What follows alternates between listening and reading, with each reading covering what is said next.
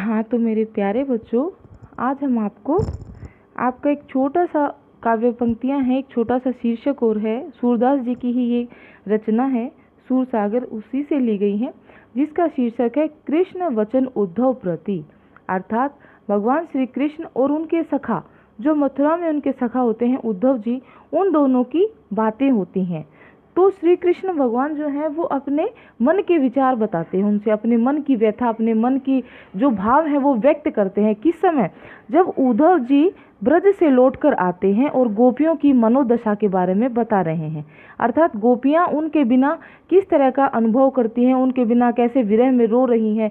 तो ये सब बताने के बाद श्री कृष्ण भगवान जो है वो भी अपने मन की बातें उनसे कहने लगते हैं। तो सूरदास जी इन पंक्तियों के माध्यम से क्या बता रहे हैं? उद्धव मोहि ब्रज बिसरत नाही। श्री कृष्ण जी कहते हैं, हे उद्धव, मुझसे तो उस ब्रज की यादें भुलाई नहीं जाती, क्योंकि ब्रज में रहकर उनका बचपन बीता था, उन्होंने बाल क्रीड़ाएं की थी, तो मथुरा में आने के बाद भी वो ब्रज को भूले नहीं हैं। और आगे उस ब्रज का वर्णन करते हुए क्या कहते हैं? हंस सुता की सुंदर कगरी, अरकंगन और कुंजन की छाही। वहाँ हंस सुता अर्थात यमुना नदी की सुंदर कगरी, उसके सुंदर और बड़े प्यारे ही किनारे, और क्या, कुंजन की छाई, और वहाँ पर जितने भी वन हैं, कुंजन हैं, उनकी छाया। मतलब ब्रज में क्या क्या चीज़ें हैं जो मुझसे नहीं भुलाई जाती? एक तो यमुना नदी का किनारा, क्योंकि वहाँ बैठकर मैं बांसुरी बजाता था। दूसरा, वहाँ पर जितने भी वन उपवन पेड़ पौधे हैं, उन सब की छाया में मैं बैठता था, तो वो भी मुझे याद आती हैं। वह सुरभि वह बच्छ दोहनी, खरीक दुहावन जाही। वो सुरभि, वो गाय के बछड़े, और वो जगह खरीक अर्थात वो बाड़ा, वो जगह जहाँ पर गाय बांधी जाती थी, वहाँ हम लोग दूध दोहने के लिए जाते थे, गाय का दूध निकालने जाते थे। ग्वाल बाल सब करत कुलाहल, नाचत गही गही बाही। वहाँ पर हम सब ग्वाल बाल जो है मेरे संग साथी जो थे, हम सब लोग मिलकर वहाँ शोर मचाते थे, नाचते गाते थे, बाहों में बाहें डालकर, गल बाहें डालकर नृत्य करते थे। मतलब अनेक प्रकार की हम लोग क्रीड़ाएं करते थे। यह मथुरा कंचन की नगरी, मणिमुक्ताहल जाही। हालांकि यह मथुरा जो है कंचन यानी सोने की नगरी है, मणिमुक्ताहल, यहाँ पर मणि और मुक्तों से मतलब यहाँ पर हीरे मोती जड़े हुए हैं, और ऐशो आराम और वैभव की हम जिंदगी जी सकते हैं। लेकिन फिर भी मुझे वहाँ की याद आती है। जबई सुरती आवत व सुख की, जिए उमगत तनु नाही। लेकिन जिस समय इतने ऐशो आराम में रहने पर भी, हालांकि मैं यहाँ मथुरा में मुझे किसी तरह की कोई कमी नहीं है, लेकिन फिर भी जब मुझे सुरती आवत, जब भी मुझे याद आती है मेरे ब्रज की, उस सुख की, तो मेरे हृदय में उमंगें जो हैं उठने लगती हैं। मेरा हृदय जो है वहाँ जाने के लिए लालायित हो जाता है।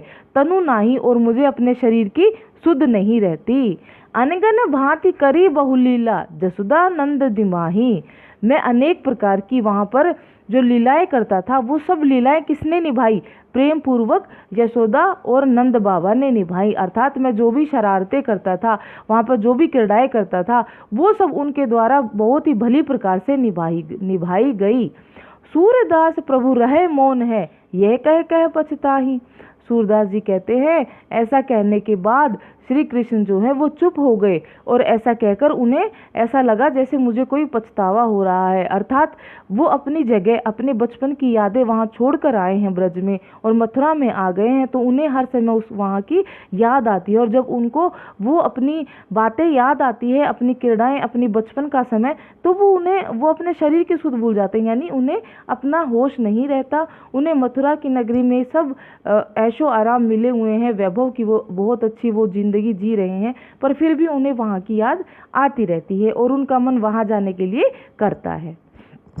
ठीक है बच्चों, ये पंक्तियाँ आपकी इतनी थी, इतना ही छोटा प्रसंग है आपके सूरदास जी की सूरसागर से ली गई जो पंक्तियाँ हैं, इसलिए इसको अलग से किया गया, क्योंकि ये विशेष पंक्तियाँ हैं।